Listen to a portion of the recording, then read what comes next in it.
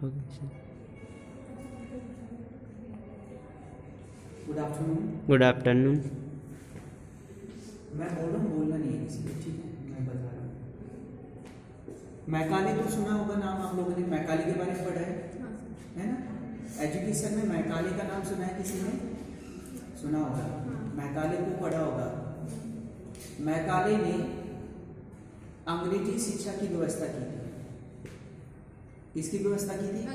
अंग्रेजी शिक्षा की व्यवस्था की थी मैकाले ने। जैसे मैं यहाँ पे बता रहा हूँ कि शिक्षा किसमें देनी है आपको? मातृभाषा। वैसे ही मैकाले का जो नाम आता है, उन्होंने बोला हुआ था मैकाले ने कि जो शिक्षा दी जाएगी वो सिर्फ अंग्रेजी भाषा में ही दी जाएगी। किसमें दी जाएगी?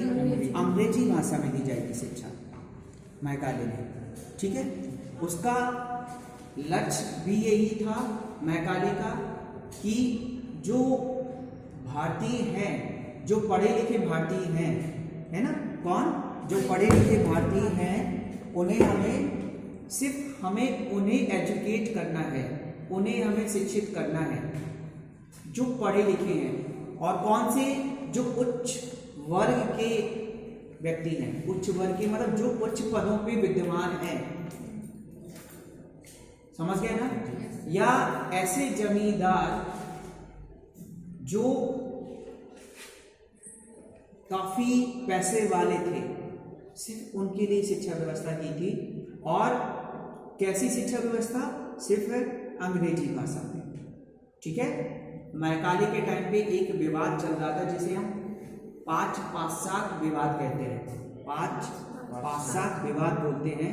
उसके अंतर्गत मैकाले को नियुक्त करके भेजा गया था ताकि इस 5-5-7 विवाद को सुलझाया जाए, ठीक है? यहाँ पे हम बात कर रहे हैं वर्धा शिक्षा योजना की। और वर्धा शिक्षा योजना 1937 में तैयार की गई थी। वर्धा शिक्षा योजना जो है 1937 में तैयार की गई थी। और इसकी रूपरेखा को जो तैयार करने वाले थे वो कौन थे? महात्मा गांधी थे, ठीक है? महात्मा गांधी वर्धा में उस टाइम पे इसका जो सम्मेलन है वर्धा शिक्षा योजना का जो सम्मेलन हुआ था वो वर्धा में हुआ था। कहाँ पे हुआ था? वर्धा में। एक गांव का नाम है वर्धा, ठीक है? इसलिए इसको वर्धा शिक्षा योजना बोलने लगे थे। इसका जो सम्मेलन कहाँ पे हुआ था? एक गांव पड़ता है वर्धा, जो महाराष्ट्र के आसपास का है, ठीक है? महाराष्ट्र में पड़ता है। वहां पे इसका सम्मेलन हुआ था, ठीक है? समझ गए? महाराष्ट्र या, ठीक है? तो वहां पे हुआ था इसका सम्मेलन, जिसके राष्ट्रीय अध्यक्ष जो चुने गए थे वो कौन चुने गए थे? जाकिर हुसैन। यानी कि जाकिर हुसैन समिति भी कभी कभी इसको बोला जाता है। जाकिर हुसैन समिति भी कभी कभी इसका नाम आ जाता है, ठीक है? ठीक है? इसका एक और नाम है बुनियादी शिक्षा, ठीक है? बुनियादी शिक्षा या बेसिक शिक्षा, ठीक है? बेसिक शिक्षा, ठीक है? बेसिक एजुकेशन, है ना? बेसिक एजुकेशन भी इसी का नाम। अगर आपसे पूछा जाए कि वर्धा शिक्षा योजना कब तैयार हुई थी तो 1937। अगर आपसे पूछा जाए बुनियादी शिक्षा कब तैयार हुई थी? 1937। या बेसिक शिक्षा, है ना? या नई तालीम भी इसकी का नाम था। क्या नाम था? नई तालीम। तो 4 नाम मैंने आपको बताया। एक तो नई तालीम, या बेसिक शिक्षा, या बुनियादी शिक्षा, या वर्धा शिक्षा। इसी के नाम है ये, ठीक है? जो 1937 में तैयार हुई थी, ठीक है? बेसिक शिक्षा इसलिए क्योंकि महात्मा गांधी ने बोला था कि अगर आपने बच्चों को शुरुआत से ही, है ना, बेसिक मतलब न्यू उसकी अगर पहले से अगर आपने उसकी तैयार कर रखी है, मजबूत कर रखी है, तो बच्चा हमेशा क्या होता है? आगे बढ़ता है ना?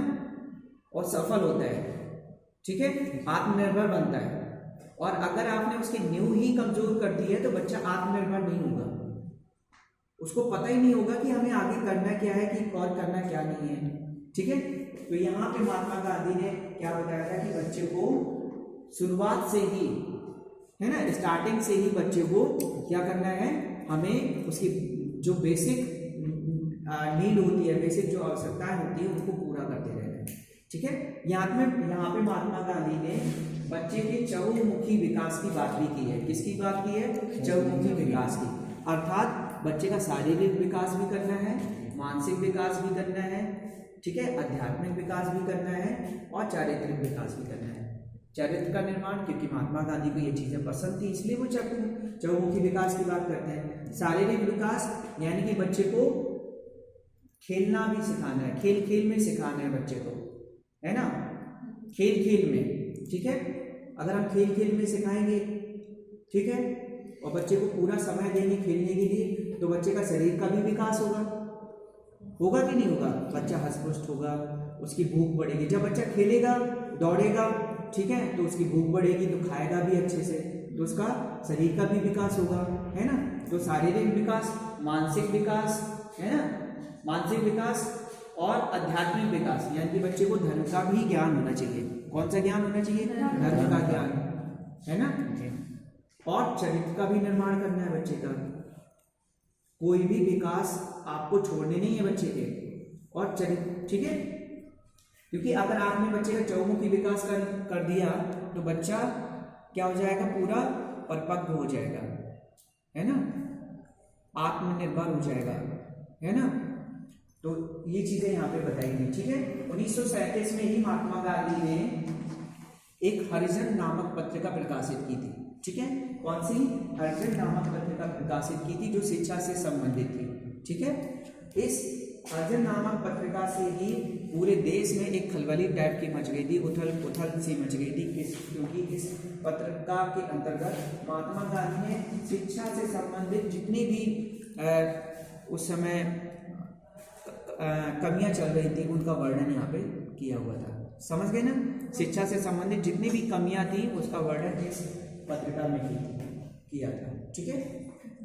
आगे और मैं बता दूं कि महात्मा गांधी ने सबसे मेन चीज, तो महात्मा गांधी ने यहाँ पे पहला पॉइंट में क्या रखा था कि जो शिक्षा दी जाए बच्चों को, है ना, वो किस में दी जाए? हस्तकला के आधार पे दी जाए, है ना। और इसके लिए एक विभाग तैयार किया जाए और उसका नाम हो केंद्रीय हस्तकला विभाग, और वो बच्चों को शिक्षा दे, ठीक है। कौन सा विभाग? हस्तकला विभाग। केंद्रीय हस्तकला विभाग तैयार होना चाहिए और केंद्रीय हस्तकला विभाग स्वयं बच्चों को शिक्षा प्रदान करे। समझ गए ना? जिसके अंतर्गत शिक्षा कैसी होनी चाहिए? मातृभाषा में होनी चाहिए, है ना। शिक्षा किस में देनी है? अगर बच्चा यूपी का है और यूपी के किसी भी गांव में अगर निवास करता है या किसी शहर में निवास करता है, तो वहाँ की जो क्षेत्रीय भाषा है या वहाँ की जो मातृभाषा है, उस मातृभाषा के आधार पर शिक्षा दी जानी चाहिए। समझ गए ना? ऐसा नहीं है कि बच्चे को आप अपनी भाषा में पढ़ा रहे हो या उसकी क्षेत्रीय भाषा या उसकी मातृभाषा को छोड़कर आप दूसरी अदर भाषाओं में पढ़ा रहे हो। अब आपको कन्नड़ नहीं आती है उसमें पढ़ाया जाए, आपको उर्दू नहीं आती है उसमें पढ़ाया जाए, आपको इंग्लिश नहीं आती है उसमें पढ़ाया जाए, हैं, आपको तेलुगु नहीं आती है उसमें पढ़ाया जाए, तो क्या आप सीख सकते हैं? नहीं सीख सकते। आपकी जो क्षेत्रीय भाषा है हमें उसमें पढ़ाएंगे ताकि आपको समझ में भी आए और हमें समझाने में भी सुविधा हो, ठीक है। तो यहाँ पे शिक्षा जो है वो मातृभाषा में दी जा रही है, ठीक है। नेक्स्ट दिया है इसमें तीसरा पॉइंट कि जो 7 वर्ष तक के बालक हैं, ठीक है, 7 वर्ष तक के बालक हैं, उनको निःशुल्क शिक्षा का प्रावधान किया जाए, ठीक है। 7 वर्ष तक के बालकों को निःशुल्क शिक्षा का प्रावधान किया जाए, अर्थात उन्हें आर्थिक रूप से अगर कमजोर वर्ग के बालक हैं जो किसी कारणवश शिक्षा ग्रहण नहीं कर पा रहे हैं, उनके लिए आप शिक्षा की व्यवस्था करेंगे, ठीक है, या उनके लिए शिक्षा प्रदान करेंगे, लेकिन ऐसे बालक जो सिर्फ 7 वर्ष तक के हैं, ठीक है। समझ गए ना? समझ गए यहाँ पे?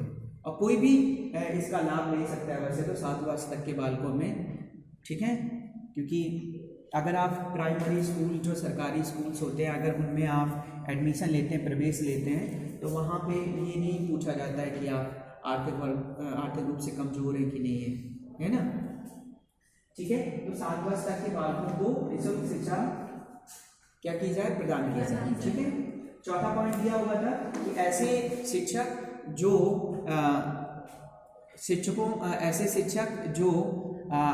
बच्चों को पढ़ाना चाहते हैं या बच्चों को सेवा प्रदान करना चाहते हैं, ठीक है, या जो ऐसे शिक्षक जो प्रशिक्षण देना चाहते हैं छात्रों को, ठीक है। तो केंद्रीय हस्तकला विभाग क्या करेगी? शिक्षकों को वेतन उपलब्ध कराएगी, वेतन उपलब्ध कराएगी, ठीक है। ये किसकी जिम्मेदारी होगी? केंद्रीय हस्तकला विभाग की होगी और वो इस पे, ठीक है, स्वयं कार्य करेगी, ठीक है। एक चीज और यहाँ पे किया हुआ है महात्मा गांधी ने, अंग्रेजी शिक्षा की अवहेलना की थी। अवहेलना मतलब है विरोध किया था, ठीक है। और साथ में ये भी कहा हुआ था कि अंग्रेजी शिक्षा जो है वो छात्रों के हित को ध्यान में रखते हुए इस शिक्षा को क्या कर देना चाहिए? बंद कर देना चाहिए अंग्रेजी शिक्षा को, और शिक्षा किस में देनी चाहिए? उनके मातृभाषा में देनी चाहिए, ठीक है। समझ गए ना? छात्रों को शिक्षा में किस में प्रदान करनी है? मातृभाषा में प्रदान करनी है, ठीक है। तो ये चीज हमें यहाँ पे ध्यान में रखना है, ठीक है। आगे एक चीज और दिया हुआ है इसमें कि अगर जो वर्धा शिक्षा योजना की और वर्धा शिक्षा योजना में जो सिद्धांत हैं निर्धारित किए गए हैं, वो कौन कौन से सिद्धांत निर्धारित किए गए हैं वो यहाँ पे देखना है अपन को एक चीज़ और, ठीक है। तो ये चीज़ हम ध्यान में रखते हुए यहाँ पे रखेंगे कि वर्धा शिक्षा योजना के कौन कौन से सिद्धांत थे, ठीक है। तो सिद्धांत तो वही है जो मैंने आपको बताया, लेकिन मैं एक बार फिर से रीड करके आपको बता दे रहा हूँ कि शिक्षा किस में होनी चाहिए? मातृभाषा में होनी चाहिए, ठीक है। और निःशुल्क होनी चाहिए और अनिवार्य रूप से होनी चाहिए, ठीक है।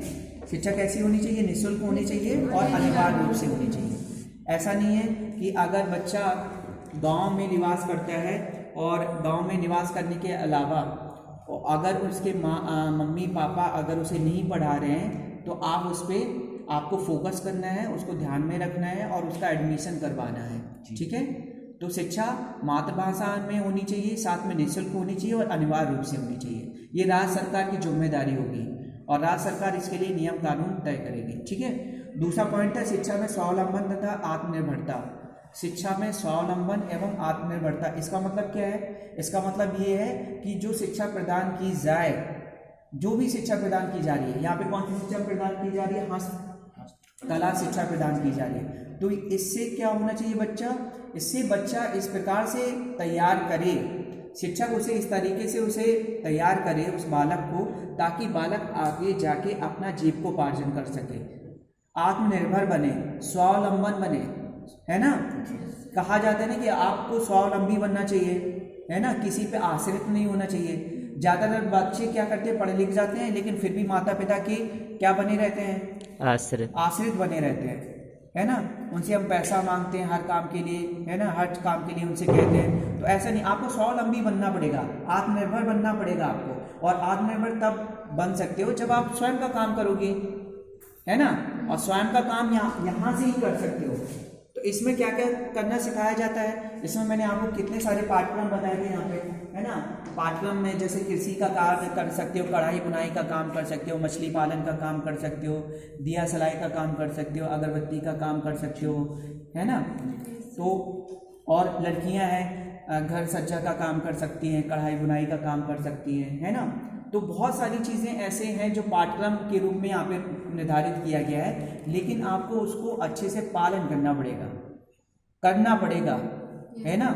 ऐसा तो है नहीं कि आप कोई आपको दे जाएगा, है पैसा, आपको खुद करना पड़ेगा, ठीक है। उसके लिए आप खुद कोई भी छोटा मोटा व्यापार डाल सकते हो, छोटा मोटा काम डाल सकते हो, ठीक है। तो दूसरा पॉइंट समझ में आ गया। तीसरा पॉइंट इसमें स्वतंत्र प्रधान पद्धति। इसके अंतर्गत क्या है कि इसमें आप स्वतंत्र हो किसी भी काम को करने के। इसमें मतलब मैंने एक पॉइंट इसमें बताया था कि जो शिक्षा दी जा रही है यहाँ पे, ये शिक्षा दी जा रही है किसके आधार पे दी जा रही है? बच्चे की रुचि पर आधारित, है ना। अगर बच्चे को आर्ट का ज्ञान अच्छा है, कला का ज्ञान अच्छा है, तो हम तो यही कहेंगे कि आप पेंटिंग का काम करिए, पेंटिंग बनाइए और पेंटिंग अच्छी पेंटिंग बनाइए और वो पेंटिंग को बेच कर आप पैसा कलेक्ट कर सकते हो, इकट्ठा कर सकते हो, है ना। अगर आपकी रुचि कढ़ाई बुनाई में है तो कढ़ाई बुनाई का काम करिए, है ना। अगर आपका काम घर की सजावट में है तो आप वो वाला काम करिए। बहुत सारे व्यक्ति हैं जो ऐसा बिजनेस करते हैं कि सिर्फ वो घरों पे पर्दा लगाने जाते हैं, डिफरेंट टाइप के पर्दे लगाने जाते हैं, उनका काम करने जाते, उससे कमाते हैं, है ना। है ना।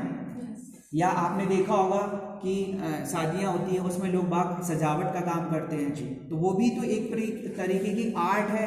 वो वहाँ पे सजाते हैं, कुछ फूलों से सब सजाते हैं, कुछ किसी अदर चीज़ से सजाते हैं।